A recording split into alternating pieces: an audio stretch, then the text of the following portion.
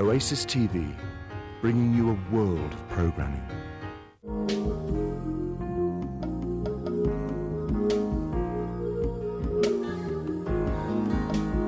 When anybody makes up their mind, they choose to do something, and they're going to be unwavering in their choice, there's a certain amount of power and focus that takes place, and there's an alignment in the body as well, and an alignment in spirit.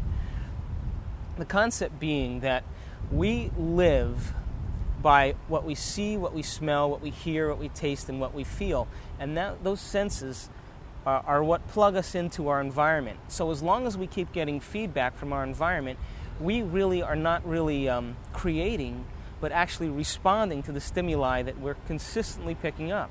Those stimuli distract the brain from a long thought, from an intended thought.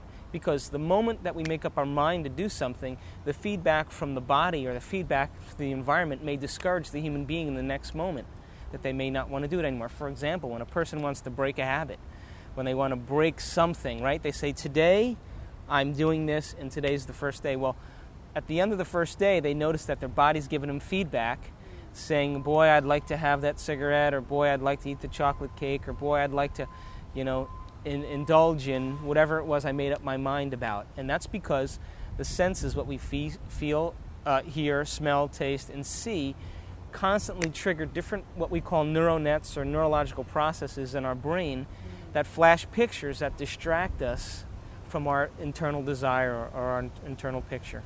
Now, does brain chemistry come into play here as well? That certain people may have lower levels of certain things in your system? Yeah. And now the brain is such a complex organism. It's just, science has only scratched the surface in beginning to understand what it potentially can do. But brain chemistry has to do with neurotransmitters. And neurotransmitters are the chemical messengers that allow information to be passed from one nerve cell to another.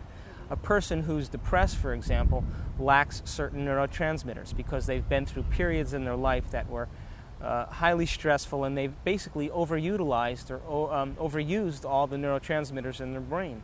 When we develop the art or the ability to concentrate and focus and intend on a focus and a desire, what happens is the brain actually changes chemically. It starts matching with the hologram that's being created in the mind to produce the neurotransmitters to make that image become more actualized or more realized. And the end result is it produces vitality, or it alters body health, or it changes physiology. Those are the messages that are being passed on as a result of some thought, in spite of your body and your environment. You see, it's really simple. That the science now knows that the brain processes about 400 billion bits of information in 1 second.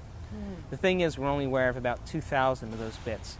And the 2,000 of those bits have to do with our body and our environment. Does your back hurt?